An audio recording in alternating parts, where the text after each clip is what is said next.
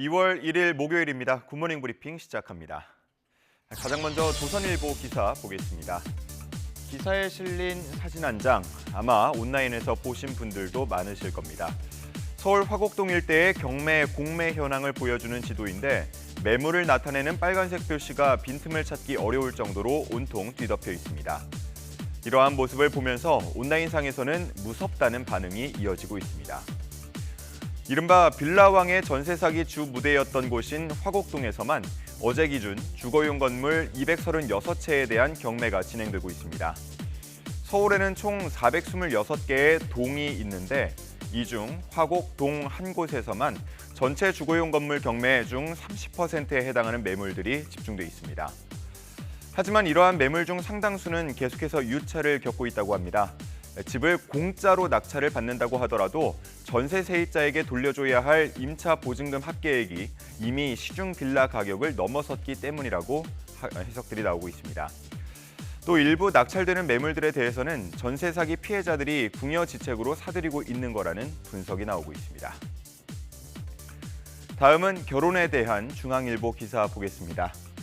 돈이 있어야 결혼하는 시대라는 제목 아래 그래프가 하나 실려 있습니다.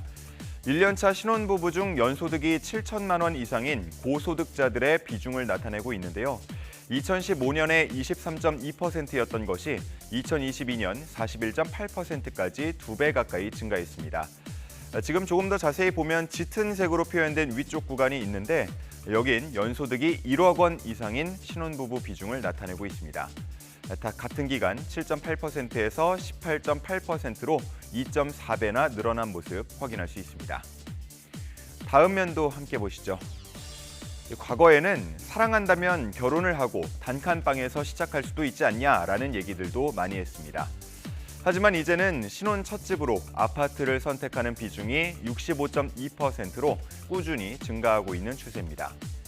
반면 연립, 다세대 주택 거주 비중은 12%까지 감소했습니다. 결국 이러한 통계들을 봤을 때 흔히 말하는 있는 사람만 결혼을 하고 있는 상황이라는 추정도 가능한데요. 이런 상황을 보면서 예비 신혼부부의 주거 안전성을 강화하지 않는다면 매년 떨어지고 있는 혼인 건수와 출산율을 해결하기는 어려울 거라는 분석이 이어집니다. 다음은 동아일보 기사입니다. 자살 신고 등 긴급한 상황에는 순찰 중이던 경찰이 소방구조대보다 먼저 도착하는 경우가 많습니다.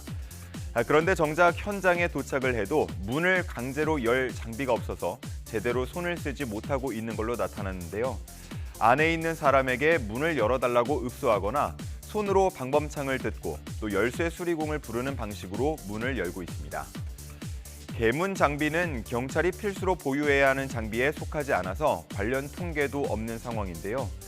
문을 열지 못하는 사이 소중한 생명을 잃거나 강력범죄 등 상황에 빠르게 대처하지 못한다는 지적이 나옵니다. 그렇다면 장비만 갖추면 될까요? 경찰에게는 가택 긴급 출입권이 있지만 일선 경찰들은 문을 강제로 연 뒤에 따라올 수 있는 민사소송이나 손실보상 절차를 우려해서 적극적으로 대응하지 못한다고 말합니다. 기사에 실린 한 경찰관의 얘기를 들어봐도 혹시 모를 책임에 휘말릴까 봐 위축되는 게 현실이라고 합니다.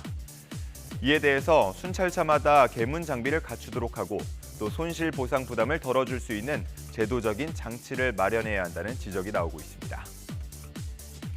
마지막으로 한국일보 기사 보겠습니다. 서울 뚝섬, 잠원, 여의도 한강공원 등에는 눈썰 매장이 마련돼 있습니다. 작년 겨울 50일 동안 8만 7천여 명이 방문할 정도로 인기가 높은데요. 눈썰매 대여비를 포함한 입장료가 6,000원으로 저렴한 편이란 점이 인기 요인 중 하나입니다. 그런데 이러한 입장료만 생각해서 가벼운 마음으로 눈썰 매장을 찾았다가 다소 당혹스러운 경험을 하는 사람들도 많은 것으로 나타났는데요. 다른 놀이기구 이용료와 부대시설 비용 등이 바가지 수준이기 때문입니다. 눈썰 매장 인근에 있는 회전목마, 또 범퍼카 등 놀이기구 이용료는 5,000원에서 7,000원에 달하는데요. 보호자와 아동의 요금을 별도로 받기 때문에 짧게 한 번 같이 타더라도 10,000원 이상의 돈이 듭니다. 또 치즈스틱 7,000원, 소떡소떡 5,000원 등이었고 편의점에서 2,200원에 파는 중형 과자 한 봉지를 5,000원에 팔기도 하는 등 휴게시설의 간식 가격은 폭리 수준이라는 평가가 나옵니다. 문제는 사업자가 가격을 책정해 오면 서울시가 시중가를 조사해서 승인하는 방식인데 이를 모두 다 통과했다는 점이 꼽힙니다. 서울시는 민간 사업자가 짧은 기간 동안만 운영해서 다소 비쌀 수밖에 없다고 해명하고 있습니다. 이에 대해서 공적 자금이 투입되는 시설에 임대 사업자의 이익만 극대화되지 않도록 적정 가격을 책정하려는 노력이 필요하다는 지적 나옵니다. 2월 1일 아침 신문 살펴봤습니다. 지금까지 굿모닝 브리핑이었습니다.